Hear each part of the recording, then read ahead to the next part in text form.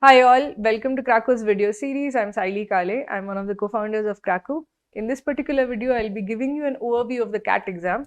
Some of you would have already taken the CAT exam and are reappearing for it. Some of you are appearing for it for the first time. So irrespective of whether you have appeared for it or not, I'm going to give you an overview of what to expect, how to prepare, and mentally how you should actually prepare yourself for the CAT exam. For those who gave CAT 2023, for a lot of students, this was a complete shock because it was a once in 15 years kind of difficult paper as such. Even then, I would actually urge all those who have prepared for it to remember that irrespective of the difficulty level of the paper, firstly, historical difficulty level will not determine whether CAT 2024 will be similarly difficult. In fact, the reverse is often true. When you have an exceptionally difficult paper, the next year the paper setters overcorrect and have an easier paper. But whether it is easy or not, I want to prepare my students for all eventuality. So in this particular video series, I'll be covering the ground for all the concepts. We'll have complete concept coverage. We'll have complete difficulty coverage from the easy questions to the harder questions to the very hard questions also. So over here, what I want you to do is when you start this journey, I want you guys to start with me and I want you to get prepared mentally for the work that is ahead. There is a lot of work ahead of us, but what we have tried to do is we have tried to cut down the work into small pieces, easy to do things as such.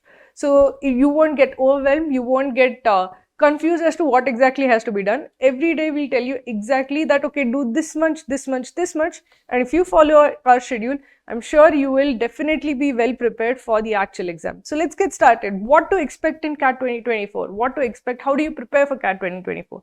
So first, let us actually take a look first at CAT 2023 and what has happened over the last few years. So earlier, CAT used to be a paper-based exam. From a paper-based exam, they went to a computer-based test. When they went to a computer-based test, it used to be a 3-hour long test. It used to be a very long test with 1 hour for each section. With the pandemic, they had to accommodate more number of slots. So instead of 2 slots, it became 3 slots because they wanted students to be more spread out during the pandemic. So they converted from 2 slots, they converted into 3 slots. And from a 3-hour exam, it went into a 2-hour exam. Now, what exactly has happened over here? 2 hour is a very, it's kind of the difference between a 3-hour exam and a 2-hour exam is the difference between an ODI and a T20. So the effort that is required of you does not go down because the time required is going down. The effort required is actually higher, I feel. It is more exhausting, it is more nerve wracking, it is difficult in many ways. It is like, it can be completely draining. And I'll explain to you why that is the case. But firstly, understand that there will be 3 slots. There will be a morning, forenoon session, an afternoon, a noon session and an afternoon session. So basically there will be a very early morning session 8:30 to 10:30, then there will be a session which is in the afternoon, and then there will be a session which is in the evening. Now you do not have any control on which session do you get. Some people who are morning people get evening session, some people who are not at all morning people get morning session. But irrespective of what session you get, the idea should be that you should slowly prepare yourself for that particular day. You should prepare yourself to sit and think for 2 hours. Sit and control your nerves. Whenever you are feeling panicky, you have to control your nerves for those exact 2 hours as such. And if it is in the evening, you have to get yourself used to giving exams in the evening. If it is early in the morning, you have to get used to giving exams in the morning. So you will get like a last month of preparation, you will get an idea of whether you have to give it in the morning or evening or what slot you are going to get, and you have to then adjust accordingly. The idea that you should remember is that the more number of times you simulate the experience of giving the CAT, the lesser amount of stress you will have, the lesser amount of nerves you will have, and the lesser panic you will face in the actual exam. I'll tell you from my own personal experience of CAT 2023, the difference between a good student and a student who did well in CAT 2023 versus that one who didn't do that well in CAT 2023 was basically nerves. A lot of good students actually panicked during the exam, and a lot of good students, even though they knew the answers, they could solve the questions, were not able to handle their nerves, and because of that they scored very poorly. So over here, one of the things that I want you to realize is that in this particular process, the things that you have to essentially look at is that over the course of this video series, what all I expect you to do. So I expect you to see all the concept videos and do all the concept tests. This is basics. This is something that everyone has to do. In addition to that, I want you to solve a lot of questions from the study room. Along with the course, you get access to the study room. Why do we give you access to the study room? Because we want you to solve thousands of questions. And apart from the study room, what I want you guys to do is solve all the mocks and all the sectionals. These three things together, if you do all of these things, I'm certain that you'll definitely crack CAT. The reason for that is that if you do all the concept videos and all the concept tests, you will have conceptual clarity. You will know exactly what formula to use, which formula is applicable where, you will know all of that. If you solve a lot of questions from the study room, firstly, you will have practice, you will be able to solve quickly and efficiently, which is also very important. Knowing how to solve and solving in under 2 minutes are two different things. A lot of people know how to solve a question, very few of them are able to solve it under 2 minutes. So you have to essentially become efficient in solving, which is where study room comes in. And then mocks and sectionals, every single mock and every single sectional, I want you to recreate the effect of an actual CAT. Because what happens is that in actual CAT, a lot of panic sets in, a lot of nerves set in. So I want you to take every CAT and sectional in the same way. So I do not want anybody to skip any particular mock or sectional, any particular mock also. Do not skip a section of it also. I want you to give every single mock with the same level of seriousness as actual CAT. The reason for that is that if you get used to having that pressure, if you get used to having that kind of stress of giving mocks, if you become used to it, you will not feel stressed out in the actual exam. So this is what I expect of you in your preparation. In this particular video series, every single day we will tell you what concept videos and concept tests to do.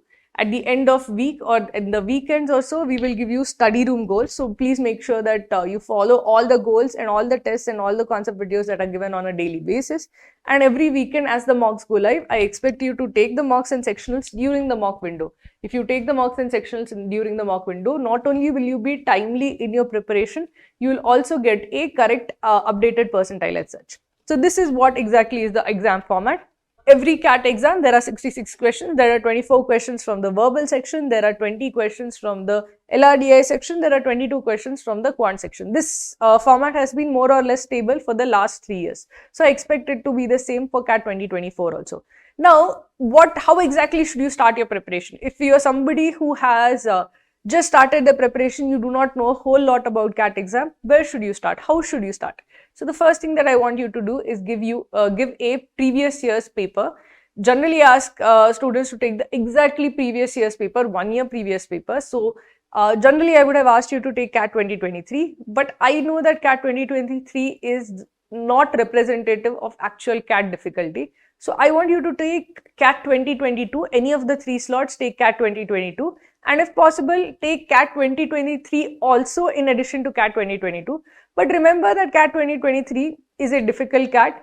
In that kind of a scenario, the only thing that you have to remember is that not be panicked. If you're not panicked, you will definitely do well as compared to what the cutoffs are or were for CAT 2023. So where do you start your preparation? This is your first day of preparation. You have seen this video. What do you do? So if you have free time, what I want you to do is give at least one previous year's paper from CAT 2022 or CAT 2023 and see how you do it. Don't take the mock score too seriously. The mock score is not of importance. What is of importance is that you at least get a sense of how the exam is. The best way to get a sense of the exam is to actually take the exam. So if you take the exam, you will get a sense of how the exam is, what is the difficulty level of the exam, what is being tested, how you should prepare for it. All of it becomes very clear when you are actually taking the exam. Remember, it's like taking CAT is like running a marathon. Just sitting and watching a video will not help you understand how to run a marathon. To run a marathon, you have to start running. So to run a marathon, you have to start running every single day consistently. So to solve CAT 2024 paper and to do it well, you have to solve every single day. Start from the previous year CAT paper, and from that you will get an idea of how to start solving, what is expected of you. So let us first take a look at what are the skills essentially expected in CAT as such. What is being tested? So a lot of students feel that CAT is a test of your IQ, or it's in a way an IQ test. It is not an IQ test at all. If it was an IQ test, people would not improve on their CAT score because your IQ test score is more or less static as such. But if you know that, if you have seen people who have prepared for CAT, you know that many people started with 80 percentile, 75 percentile and ended up with 95 percentile, 98 percentile, 99.5 percentile also. So how can anybody make such a huge jump in percentile if it was just an IQ test? The thing to remember is that it's not an IQ test. It is not a test of your intelligence, though intelligence does help. It is a test of your solving ability. So what exactly is tested over here? Your comprehension skills. So what are comprehension skills? So comprehension skills are skills of reading something and understanding something. So if you're a manager, for example, if after your CAT exam, you'll be going into your MBA, as a manager, you will be expected to read a lot of reports and to make sense of reports. So you should be able to read a paragraph and understand it immediately. So this requires comprehension skills. The entire VARC section is a test of your comprehension skills. Even like para summary, para insertion, para jumbles, all of them in a way directly or indirectly test your comprehension skills. So RCs are like a direct test of your comprehension skills. Others are indirect tests of your comprehension skills. So what exactly are comprehension skills?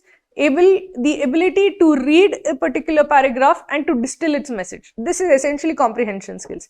A lot of students who have not been reading for a lot of time, if you lose touch with reading, it becomes difficult to solve the VARC section because you're not in the habit of reading, absorbing and understanding.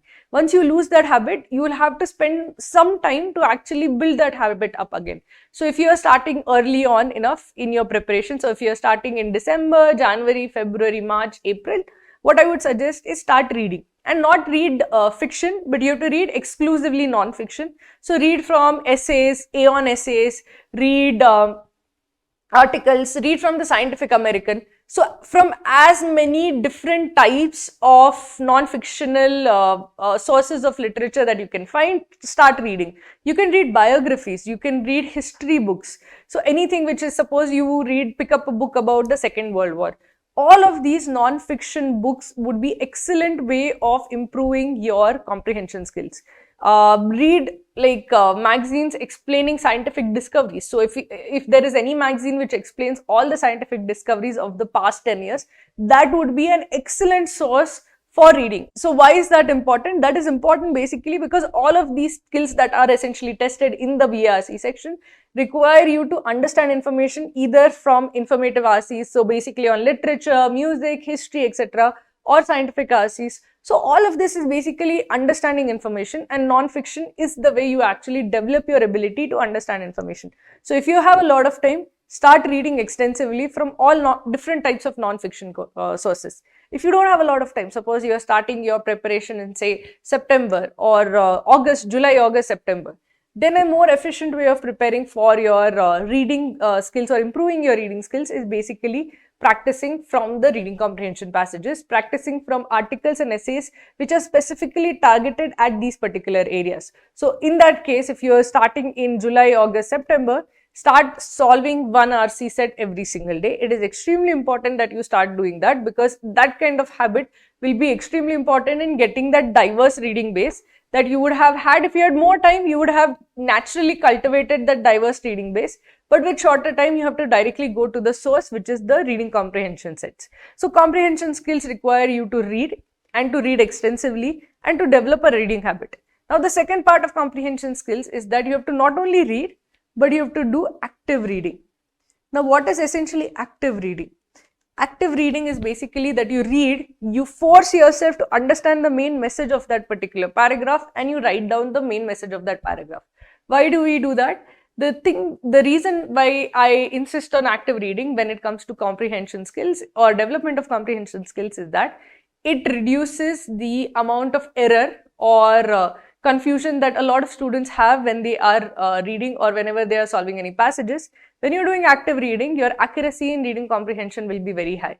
Your focus will be completely there. You will not be distracted. Because you have a task at hand, you know that after this paragraph, I have to write down the main point. You will not lose track of what you're reading. You will not get confused. You will not be distracted by other things that are going on. So because of all of these reasons, I always suggest that when you are reading any passage, any article, anything, always do active reading. Read a paragraph, stop, think about that paragraph and write down the main message of that paragraph, the main point of that paragraph. This is what is required for cracking comprehension skills. Second is logical reasoning skills. In logical reasoning section, I would say it is not DILR section anymore, it is purely a LR section. In DILR section, you have 4 sets of 5 questions each. Generally, one set is a DI set, but nowadays it is almost entirely an LR section. So in logical reasoning, your ability to solve puzzles is being tested, your ability to reason out information is being tested. So the only way to really get good at this is to solve a lot of puzzles. If you solve a lot of LR sets of different types, start from the easy ones, arrangement along a line, Einstein's puzzles, start from there and just solve a lot of puzzles. Even if you're somebody who solves puzzles of different types, for example, if you're somebody who solves Sudokus or even crossword puzzles for an instance, even all those kind of things help. If you're somebody who loves numbers, who understands numbers at an instinctive level, who loves numerical puzzles, solving any kind of puzzle will actually help you develop the puzzle solving skills, and that will help you in the logical reasoning skills. So over here, the thing that you have to solve is puzzles as such. Now, why would anybody in this MBA care whether or not you're able to solve puzzles? Solving puzzles does not seem like a manager's job. So why is this being tested? Why are logical reasoning skills being tested? So basically, what is being tested is your ability to infer from incomplete information. So if you're given a table of which some cells are missing, okay, and you have to back infer them or deduce them based on information that is there in other cells. So you are given incomplete information and you have to complete the information based on incomplete information, and this is often required of a manager. A manager often has to take decisions when complete information is not available. So what does he have to do in those kind of situations? He has to infer the missing information from the given information. So logical reasoning skills are important when you have to make decisions with incomplete information. Now you have quantitative skills. Now quantitative skills, I'll explain what exactly is there in the section, but essentially the idea is that the questions that are asked in this particular section are up to the 10th standard level. These are questions that a 10th standard student should be or could be able to solve. But remember that in CAT 2023, the quant difficulty level was considerably higher than what was originally anticipated. So if you want a good idea of what are the quantitative skills required or how difficult quantitative skills section is going to be, I would suggest that take a look at CAT 2021, CAT 2022, CAT 2023, all of them. So what you will see is there's a huge variety in the difficulty of the questions being asked. So therefore, one thing that you will realize is that, okay, there is no one particular level of CAT quant as such. And I want you to actually internalize this, because a lot of students feel that, okay, this is too difficult for CAT, or CAT questions will not be as difficult as this. There is no difficulty level for what kind of maths questions will actually come in CAT. And once you internalize this, you basically understand that the questions that come in CAT quant lie on a spectrum. There are easy questions, there are moderate questions, and then there are hard questions. When you have easy questions, what is going to happen? A lot of students are going to be able to solve those easy questions. The cutoffs are going to go up high. The number of attempts are going to increase, which means that you have to be very efficient in solving. You have to be on your feet and absolutely thinking completely and trying to solve every single question, because the cutoffs are going to be high. If the difficulty level is moderate, you have to essentially find out the correct questions to pick. So when the difficulty level is moderate, there will be some easy questions, there will be some moderate questions, there will be some harder questions. The job on your hand, therefore, is to skip the harder questions, to always find and answer the easy questions, and then solve the moderate questions. So question picking becomes very important when it comes to quantitative skills, especially when the difficulty is moderate. When the difficulty becomes hard, what is being tested? So when the difficulty is hard, what is really being tested is your ability to calm your nerves. Because when the difficulty level is difficult, very difficult, as in CAT 2023, your quantitative skills are tested. A lot of people knew the formulas, knew the answers, but they panicked. So in addition to what is tested in the quant section, it's not just formulas or ability to solve questions, but the ability to hold your nerve. So from now on till the actual CAT, whenever you give a single mock, you give any kind of mock or sectional in the quant section, I want you to remember that quant questions are there on a spectrum. If it is easy, you have to score very high. If it is hard, you have to just hold your nerve and make sure that you do okay enough to clear the sectional cutoff. The sectional cutoffs will be lower, the expectations will be lower. If you hold your nerve, you should be fine. If you panic, then you will be in trouble. Okay, so quant skills, I would say quant skills as well as ability to handle nerves. That is also being tested. Speed and mental stamina. This is one thing that a lot of students suffer from when they take the actual mock exam. And many students have the habit of like taking tests for 20 minutes, 30 minutes, doing one sectional at most. So if you do a 40-minute sectional, you are fine. But the minute you start to take a 2-hour test as such, you feel fatigued, you feel tired. Many of you might have actually solved question papers where your exam is more than 2 hours, sometimes even 3 hours. And you might feel that I am used to solving 3 hours papers as such. But this is different because here the pace at which those 2 hours go is very different.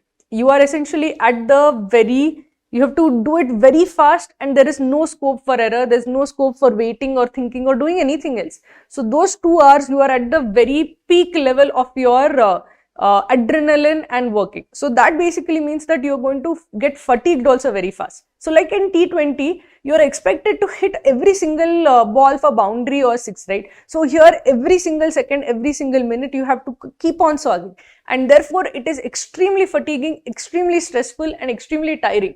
The only way you get used to this kind of tiring efforts that are required is by solving a lot of mocks. So make sure you solve all the 15 mocks and all the sectionals as such. It is extremely important because you need to develop that stamina as such. Okay. So now that you understand what is being tested, quant skills are required, ability to hold nerves is required, mental stamina is required, verbal skills, comprehension skills are required, logical reasoning skills are required. Let us see how to actually use this course. So what we have done in this course is basically, we have structured it in a day-wise format. So on day 1, we are giving you this CAT overview video. On day 2, we will be giving you overview videos for each of the sections as such. This is also very important because it tells you exactly what is going to come in a section, what your attempt strategy should be, how you should adjust that attempt strategy, what are your expectations from a particular section, especially given your strengths and weaknesses. And after that, we are going to give you a day-wise schedule of the concept videos. So you'll be given a concept video. For this particular concept video, you'll be given a concept test. There might be multiple concept videos. So on particular day, you would have actually say 2-3 videos on say triangle systems or something like that. So what you need to do is see all the videos, solve all the concept tests that are linked to these concept videos. And once you are done with that, I want you to go and practice from the study room from this particular topic. At the end of the week, when you have seen all the concept videos, done all the concept tests, go and practice from the study room from that topic, because I want you to essentially, it should become imprinted in your memory. So every day you have to solve the daily schedule, every day you have to do the daily task, and at the end of the week, you have to go and practice from the study room. It is extremely important that you start practicing from the very first day. Also, please follow the mock schedules. The mocks will go live every Friday. So every Friday to Monday, you have to essentially say that in this particular weekend, every single time I have to take the mock within the window as such. Even if you are not able to take in within the window, you will be able to take the mock. But if you are trying to be disciplined about this particular attempt, if you want to be the student who is sincere and disciplined, always try to take the mock within the window as such. That will make sure that you take mocks in a timely manner, that you get the right exposure from the first day onwards, and you follow a schedule.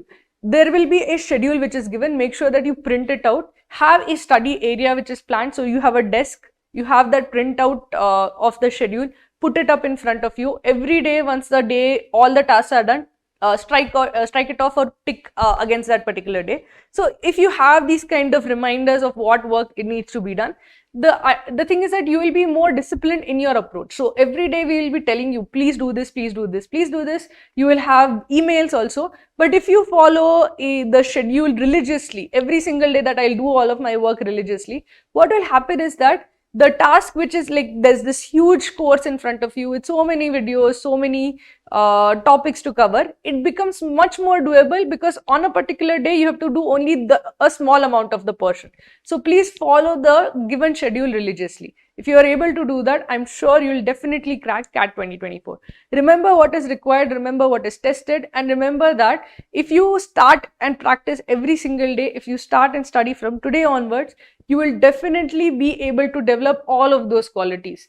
This is not a test of your intelligence. This is not a test of your IQ. This is a test of your perseverance and hard work. And you should never, ever reduce or fall short on hard work as such. Then if you have put in all the effort, I'm sure you will actually find the, succeed in the actual CAT 2024 exam. So with that, I will wish you the best of luck for CAT 2024. I hope all of my students perform really, really well, and irrespective of whether you're given it before or not, follow the schedule religiously. Do all of those things as if that it is extremely important to do every single video, every single concept test. If you do things with full sincerity, I'm sure that you will crack CAT 2024. So thank you for tuning in.